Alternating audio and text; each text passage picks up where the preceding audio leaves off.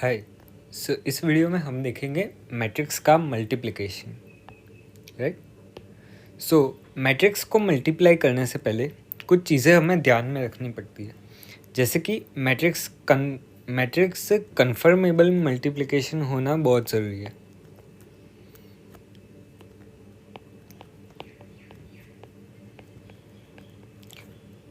Conformable मतलब क्या कि मैट्रिक्स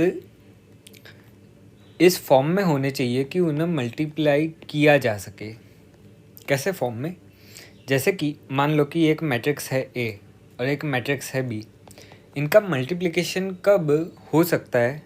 जब इनके डायमेंशन कुछ ऐसे हो। कैसे?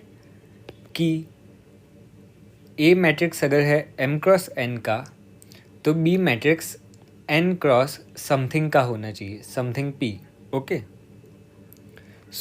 यहाँ पर ध्यान देने की बात यह है कि number of columns in A matrix and number of rows in B matrix should be equal। तो इसका रिजल्टेंट मैट्रिक्स जो बनेगा वो होगा m इंटू पी डायमेंशन का। ओके।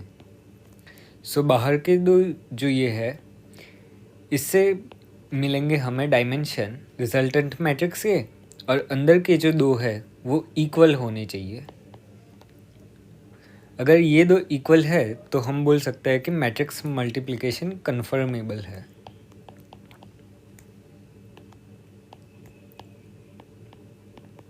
या फिर कंपैटिबल है।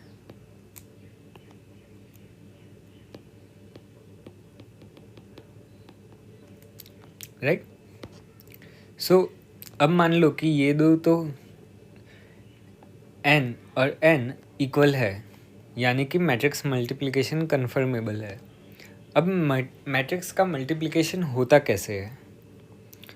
मैट्रिक्स मल्टीप्लिकेशन में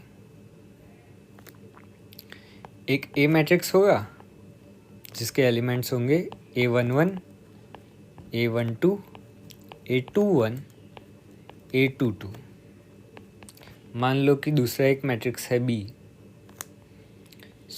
B11, B12, B21, B22। Right.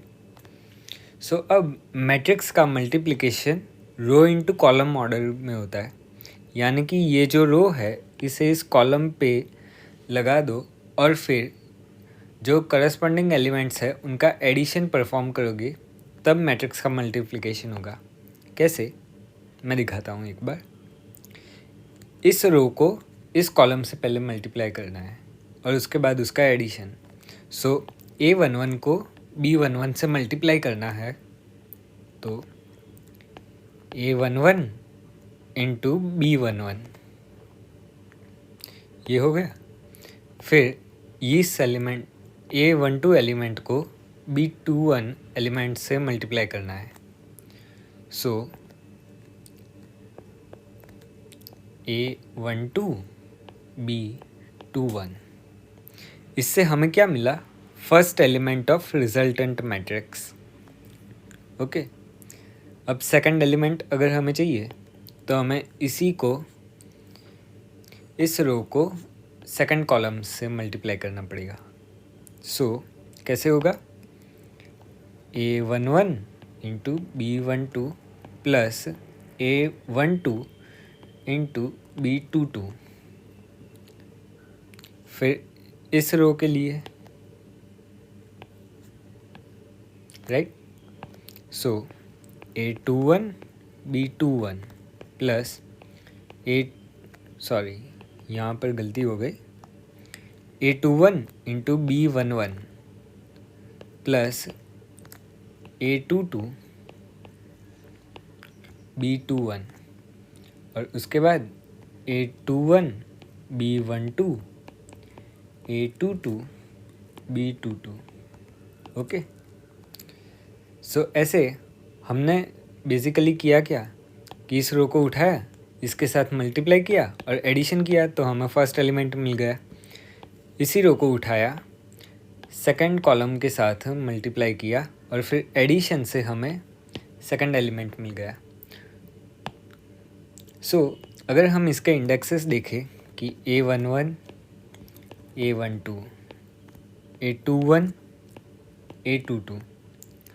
सो यहाँ पर फर्स्ट रो को फर्स्ट कॉलम से मल्टीप्लाई किया, फर्स्ट रो को सेकंड कॉलम से, सेकंड रो को फर्स्ट कॉलम से और सेकंड रो को सेकंड कॉलम से मल्टीप्लाई किया, फिर एडिशन कर दिया सबका और उससे हमें रिजल्टेंट एलिमेंट्स मिल गए मैट्राइज के।